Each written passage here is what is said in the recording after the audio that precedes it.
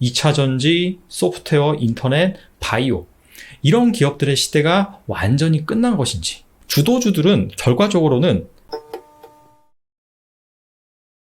최근에 여기저기서 주도주가 성장주에서 가치주로 바뀔 것이다 라는 얘기가 나오고 있습니다. 얼마 전에 러시아에서 백신 개발에 성공했다 이런 얘기가 나왔죠. 러시아뿐만 아니라 지금 여기저기에서 백신 개발을 코앞에 두고 있습니다. 이에 따라서 그간 억눌려 있었던 텍트 가치주들이 부각될 것이다 라는 얘기가 나오고 있는 것인데요.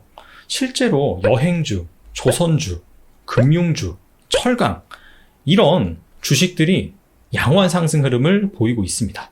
그렇다면 그간 증시를 주도해왔던 성장주들, 2차 전지, 소프트웨어, 인터넷, 바이오 이런 기업들의 시대가 완전히 끝난 것인지, 과거 주도주가 성장주에서 가치주로 바뀌었던 그 사례를 통해서 한번 알아보는 시간을 갖겠습니다.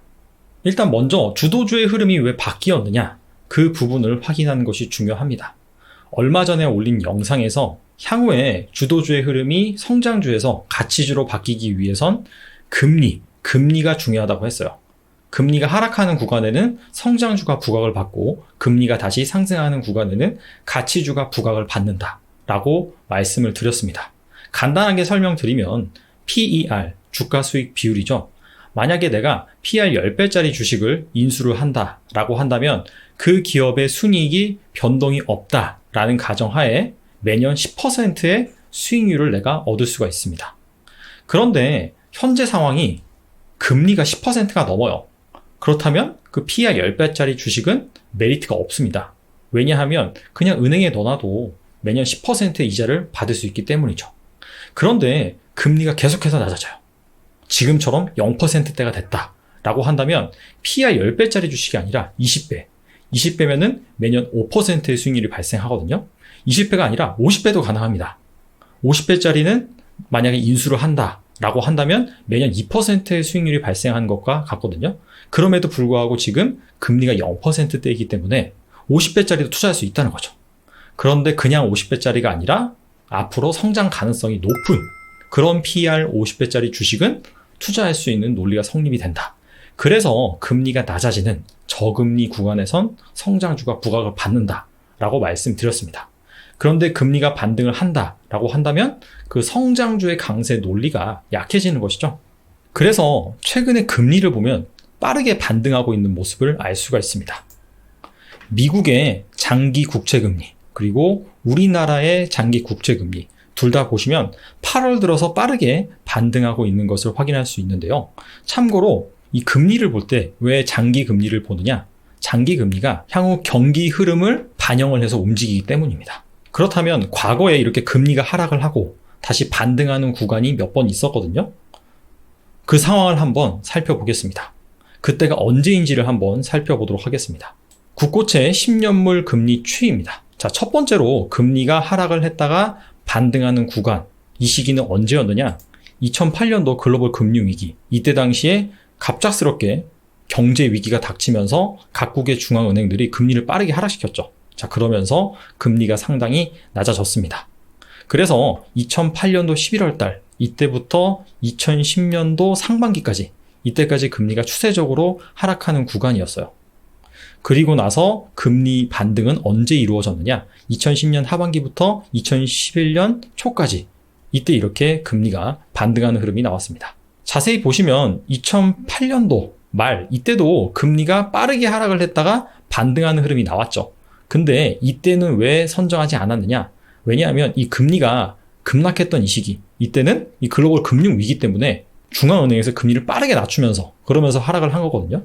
그래서 이때는 시장이 안 좋았습니다. 그래서 사실 오른 주도주가 없습니다. 그래서 이 시기는 제외를 했다라고 보시면 되고요. 그래서 아무튼 첫 번째 금리 인하 그리고 금리 상승 시기는 2008년도 11월 달부터 2011년도 초까지다. 그리고 두 번째 금리가 하락을 했다가 다시 반등을 하는 그런 시기는 언제였느냐? 2014년 하반기부터 2016년 상반기까지 추세적으로 금리가 하락을 했습니다. 그리고 나서 2016년도 하반기부터, 이때부터 미국에서 기준금리를 막 올렸죠. 그리고 2018년 초까지, 이때까지도 금리가 반등을 했습니다. 그래서 2008년 글로벌 금융 위기 때부터 2011년 초까지 이때가 바로 1차 금리 변동이라고 정했고요.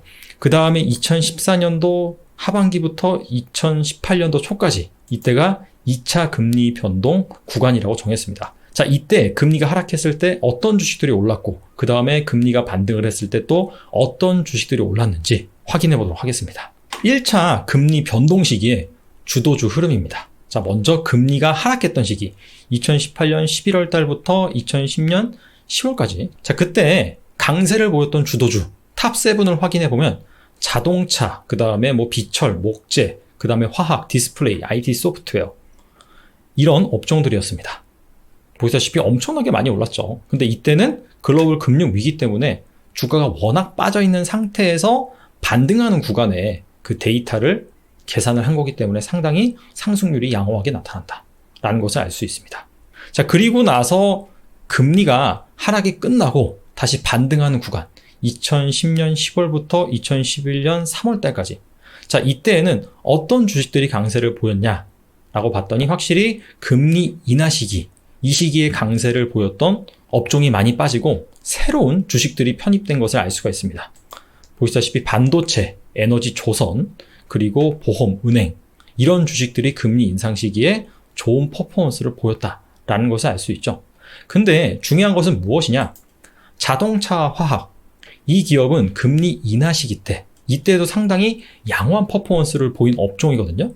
그런데 그 업종들이 마찬가지로 금리 인상 시기에도 양호한 상승률을 보였다라는 것이고, 여기서 중요한 것은 무엇이냐? 주도주들은 결과적으로는 실적이 성장할 것으로 예상이 되는 그런 섹터에서 많이 나왔다라는 것을 알 수가 있죠. 자동차, 화학, 금리가 계속해서 하락하는 시기에도 이 컨센서스 증가율이 100%가 넘었습니다.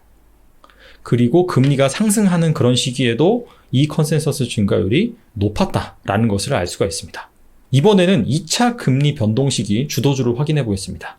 2차 금리 하락 시기 2014년 9월부터 2016년 8월까지 이때 주도주를 확인해 보면 건강관리는 제약바이오라고 보시면 돼요. 그 다음에 에너지, 정유적, 그 다음에 반도체, 화장품, 의류, 비철, 목재, 필수 소비재 이런 섹터들이 2차 금리 인하 시기에 강세를 보였습니다.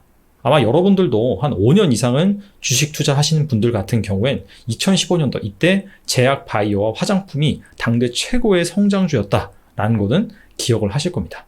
그리고 나서 2차 금리 인상 시기 2016년 8월부터 2018년 초까지 이때 보시면 확실히 금리 하락 시기에 비해서 주도주들이 상당히 많이 교체된 것을 확인할 수가 있습니다. IT 가전, 그 다음에 은행, 철강, 증권. 확실히 1차 금리 변동 시기도 그렇고 2차도 그렇고 이 금융주들이 확실히 금리 인상 시기에는 반등이 좀 잘 나온다라는 것을 우리가 더 확인할 수가 있죠. 그런데 또 중요한 것은 무엇이냐? 금리 하락 시기에 강세를 보였던 바로 반도체와 건강관리, 그 다음에 에너지 섹터 이런 기업들이 역시나 금리 인상 시기에도 강한 상승세를 보여줬다. 그리고 그 원동력은 무엇이냐? 보시다시피 이 컨센서스 증가율이다. 실적이 좋아질 것으로 계속해서 예상이 되는 기업은 물론 금리에 따라서, 금리라는 매크로 변수에 따라서 상대적인 매력은 좋아질 수도 있고 나빠질 수도 있지만은 결과적으로 그 기업의 본질적인 가치를 결정하는 이익 증가율이 그 기업의 주가에 미치는 부분이 가장 크다. 자, 이런 식으로 볼 수가 있겠죠. 그래서 정리를 해보겠습니다. 금리라는 매크로적인 변수는 주도주의 변경, 이 부분을 확실히 야기시킬 수가 있습니다. 금리가 막 낮아지는 구간에는 PR은 높지만 성장 가능성이 높은 성장주들이 부각될 수 있고요. 하지만 금리가 다시 반등하면서 경기 회복, 기대감이 인다라고 한다면 그동안 억눌려 있었던 가치주들이 다시 부각을 받을 수가 있습니다. 하지만 과거의 1차, 2차 금리 변동 시기를 확인해 봤을 때 주도주가 분명히 바뀌긴 바뀌지만 그럼에도 불구하고 이 성장주 중에서 이익 성장 기대감이 계속해서 지속이 됐던 그런 섹터 같은 경우에는 여전히 금리가 인상되는 구간에서도 양호한 주가 퍼포먼스를 보여줬다라는 것을 알 수가 있죠. 가치주도 마찬가지입니다. 금리가 인상하는 시기라고 해서 모든 가치주들이 다 오르는 것이 아니라 당연히 이익 성장 기대감이 좋아지는 그런 업종들이 오를 수 있다라는 점입니다. 그래서 결과적으로 중요한 것은 무엇이냐? 바로 그 기업의 이익이 얼마나 앞으로도 성장할 수 있느냐, 그 부분이 중요하다는 겁니다. 그래서 투자 관점에서 해석을 해본다면 요 며칠간의 가치주들이 강세를 보였잖아요. 그리고 여기저기에서 이제 가치주의 세대가 왔다 라고 얘기를 하면 또 귀가 얇아지고 마음이 동요되면서 그동안 가지고 있었던 성장주를 다 팔고 가치주로 갈아탈 수가 있습니다. 근데 이게 타이밍이 정말 잘 맞춰서 신속하게 기민하게 잘 갈아타면 베스트죠.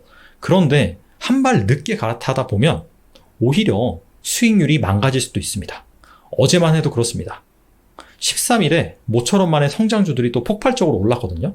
그러면서 그동안에 올랐던 가치주들은 또 조정을 받았습니다. 만약에 한 발 늦게 여러분들이 이렇게 갈아탔다라고 한다면 결과가 좋을 리가 없겠죠. 그래서 여러분들이 그렇게 기민하게 성장주에서 가치주, 가치주에서 성장주 이런 식으로 순환매를 돌 때 잘 갈아탈 수 있는 그런 자신이 있다면 그렇게 하셔도 되는데 그게 아니다라고 한다면 가치주, 성장주 그런 흐름보다 내가 투자한 주식이 앞으로도 계속해서 성장을 하는지 그리고 그 부분에 대한 확신이 있다면은 그 주식을 꾸준히 보유를 하시고 그 다음에 가치주를 투자하고 싶다라고 한다면 가치주 중에서도 이익 증가가 예상되는 앞으로 성장이 어느 정도 나올 만한 그런 섹터에 집중하시는 게 좋다라고 말씀을 드리면서요. 오늘은 여기까지 하겠습니다. 감사합니다.